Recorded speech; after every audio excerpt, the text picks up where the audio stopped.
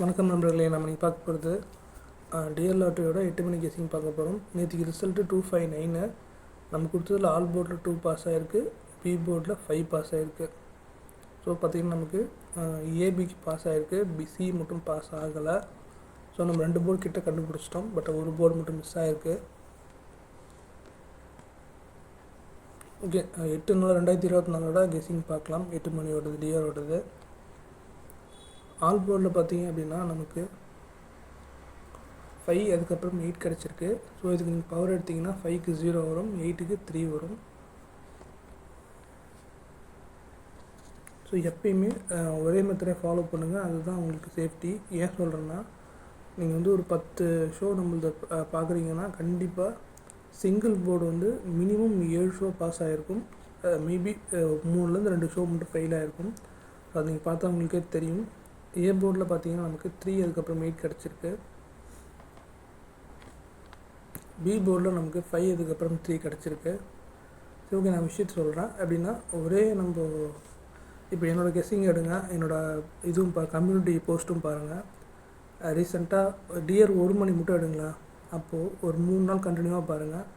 அதில் ஒரு நாள் தான் ஃப்ளாப் ஆகிருக்கும், மற்ற நாள் பாஸ் ஆகிருக்கும். 10 நாள் எடுத்து பார்த்தீங்கன்னா 2 நாள் 3 நாள் ஃப்ளாப் ஆகிருக்கும், மற்ற எல்லாமே பாஸ் ஆகிருக்கும் சிங்கிள் போர்டில்.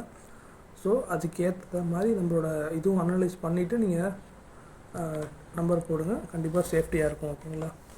ஓகே, ஏபிபிசிஎஸ்சியை பொறுத்த வரைக்கும் நமக்கு 0330 6886 1771 கிடச்சிருக்கு. இதுக்கு பவர் எடுத்திங்கன்னா 03க்கு 58 வரும், 68க்கு 13 வரும், 17க்கு 62 வரும். ஓகேங்களா? அதே மாதிரி பார்த்திங்கன்னா சொல்கிற மாதிரி மறுபடியும் சொல்கிறது தான், ஒரே மெத்தடை ஃபாலோ பண்ணுங்கள். ஏபிசி போர்ட் பாக்ஸ் பார்க்கலாம். 048 160 379 கிடச்சிருக்கு.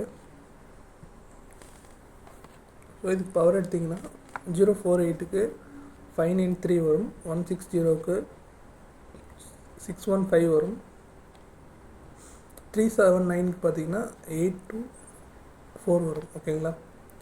இப்போ இன்றைக்கான கெஸ்ஸிங் இது தான். டிப்ஸ் பார்க்கலாம். ஃபஸ்ட்டு பார்த்திங்கன்னா நம்ம வந்து கொடுக்குற கெஸ்ஸிங் எல்லாமே ரெகுலராக ஃபாலோ பண்ணுங்கள். ஃபாலோ பண்ணுறது மட்டும் ஃபஸ்ட்டு ஒரு வாரம் வச்சுக்கோங்க. அதுக்கப்புறமா நீங்கள் ப்ளே பண்ண ஸ்டார்ட் பண்ணுங்கள். அப்போ தான் உங்களுக்கு ஐடியா கிடைக்கும். எப்பயுமே எடுத்தோடனே எதுலேயும் குதிக்கக்கூடாது. ஃபஸ்ட்டு தெரிஞ்சுட்டு தான் போகணும்னு சொல்லுவாங்க இல்லையா? தெரிஞ்சுக்கிட்டு நீங்கள் நம்ம கெஸ்ஸிங்குள்ளே வாங்க, அதுக்கப்புறமா ப்ளே பண்ணுங்கள். அதுக்கப்புறம் வின்னிங் வாங்க ட்ரை பண்ணுங்கள். ஓகேங்களா? ஓகே, தேங்க்ஸ் ஃபார் வாட்சிங்.